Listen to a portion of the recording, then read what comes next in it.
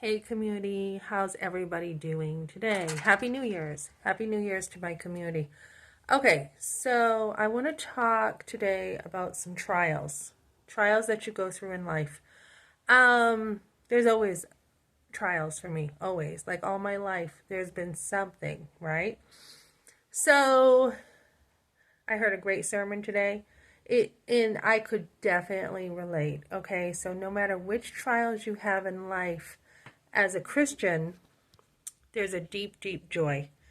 There is a deep, deep joy of knowing Christ, right? We can know that He is the one who sustains us. He is the one who helps us, even in sorrow. So I'm looking forward to 2024. I think it's going to be a great year for me. Yesterday I had a a video about my number one New Year's goal was to track things, which is a huge goal for me. But after listening to the sermon, I'm like, no, actually, my biggest goal is going to be to know Christ more, to get in my Bible more, and to know Him more. So I've been a Christian for like 30 years, and I haven't finished reading my Bible. Like, I don't have a lot of head knowledge, and in biblical studies. I mean, I know probably more than your average person, but I haven't read some of the books that have bored me, like Leviticus, and I've tried and I've gotten commentaries, and I'm like, this can wait. But now I'm like, no, know Christ more. So the more you know Christ, the more joy you will have. So Christ is like a tree to us, right? Even in deep sorrows. I'm going through a divorce and it hasn't bothered me that much. I'm like, gee, shouldn't I be like crying? Shouldn't I be like sitting there, letting my life fall apart, going and, just falling apart? And I'm like, not at all. I actually have a lot of joy, even though I'm going through such a trial with my divorce. I have a lot of joy because I know what I believe and I know who I believe and I know that God works everything out for our good. So, divorced or not divorced, it doesn't matter. I'm His and He's mine. And that's where your strength comes from. So, years ago, when my husband, when we were living together, he had broken up with me and I was crushed, right? I didn't care anymore. I just did not care. So I went out and dated. So now it's a totally different story. So one small trial, just a tiny trial that came my way, it's not even really like a major trial at all. It's just a challenge. So some of my neighbors want me to go out tonight to a bar with them. And I'm like, I don't know, I'm kind of worn out today because I gave plasma and, I was teased and I've always been picked on all the day. When I was in school, I was picked on all the time.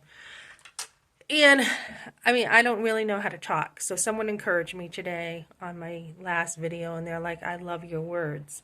I am a very wordy person, but when I was in school, I mean, I had speech problems, I had speech therapy, I had hearing problems, and I just feel like sometimes I don't know how to talk because I'm an introvert and I have a hard time getting things out sometimes.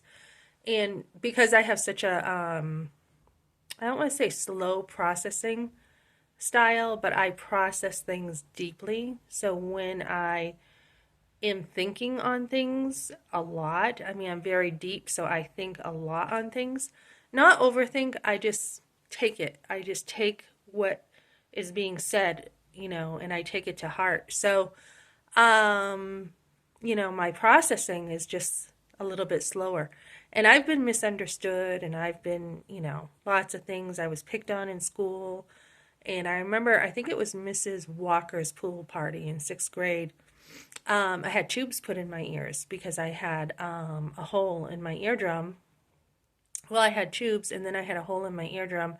So it looked like I wasn't going to be able to go there. And I was so upset. And um, I had to wear earplugs, and my mother, got me over there, but I couldn't get the earplugs wet.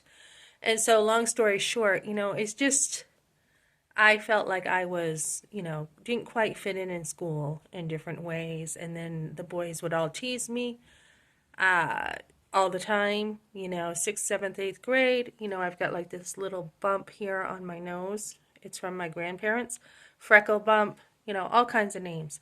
So that would make me even more shy because I would be, insecure. So for someone to be on here and be like, I like your words, I appreciate that. People have said, I like your accent.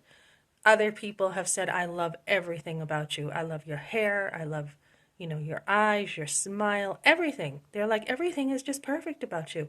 So to be built up is so different than to be, torn down.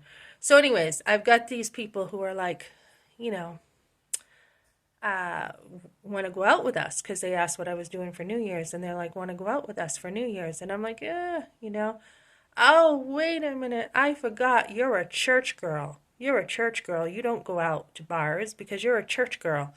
And I'm like, well, hey, I wasn't raised in a church. And so I don't, just because I'm a church girl doesn't mean that I would not go out and have a drink at a bar with somebody, right? So this is where I said, are you daring me? And, I am someone who will usually take a dare. But these people are like, oh, yeah, you're a church people. And, you're a church girl. You don't do these things. So I come across as a goody two shoe. But seriously, when I was growing up, I mean, I didn't have the Christian faith I have now. And so one of the things I did, one of the first jobs I had is I worked at Jimmy's seafood restaurant in, I want to say Concord Epsom Line. And I worked at a bar. I was a bartender. And I didn't really know like my drinks. I didn't know them. So I had my good friend Pam help me. So I had a little red book and it was a down to earth bar. It wasn't like a bar you see now. People didn't go to a bar much. This was a bar and restaurant, right? Mostly food, but sometimes people would order a drink. That's when people didn't drink much. So I would have my little book and I would say, Pam, can you help me with this? And she would help me make the drinks so I could have the tip from the drinks the table ordered. So I've been in the bar scene, I've waitressed a lot in restaurants slash bars.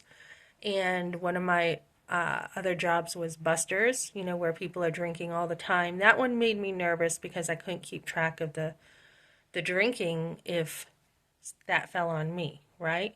So, anyways, I have been thinking, do I want to go to a bar? And these people want me to hang with them. That's the biggest message I'm getting. It's not so much the bar, it's come hang with us. And I'm like, hey, Jesus hung around with sinners, I said to them. So that's, whether I go to church or not has nothing to do with it. Jesus hung around with sinners. So the thing for me, though, is we are free in Christ to, to drink if we want to drink. As long as you're not getting drunk and out of control, right? So we're free to do a lot of things in our Christian faith. It does say in the Bible to look out for the appearance of evil, but that is how you interpret that. I mean, there was, some churches are like, don't go to a movie theater because that's an appearance of evil. This is years ago, right? And it's kind of like, how would you know I was at the movie theater unless you were there, right? So, I'm not legalistic. I'm not a legalistic Christian. We have freedom in Christ to watch certain things. We have freedom to eat certain things, freedom to, enjoy our lives. So the question for me is, do I want to go to a bar? Because, I can work definitely in a restaurant and bar, but I'm not really a drinker. They'll be having drinks cheap tonight, all the bars on a block party. But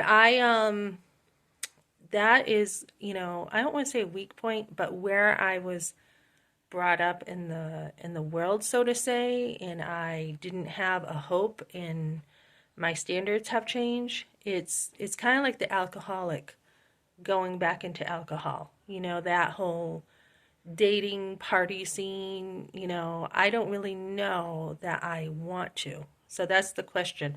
It's not that I can't, but do I really want to? I mean, last night I'm just like, oh, I just want to sit at home and watch a movie. And I did. I watched Elizabeth Taylor's, one of her old movies.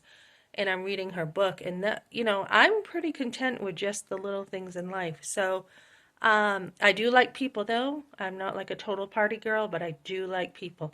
So I may go out with them tonight and just hang with them, just because, it's more about, hanging out with others to me. So, I'm not a drinker. I got in trouble once drinking, and that was kind of like I learned my lesson, and I will never, ever, ever have a buzz or anything like that again. Just because I kind of used that as an excuse to get in trouble, and I was young and stupid and everything. So, yeah. So even this divorce, even if you're picked on a little bit for being a church girl, which I don't have a problem being called a church girl because I am in church like every Sunday.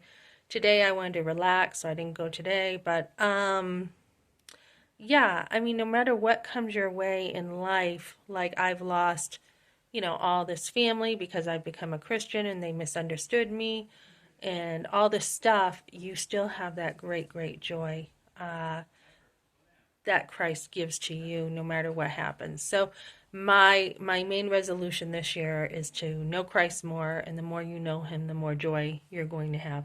Okay, thanks for joining me, guys.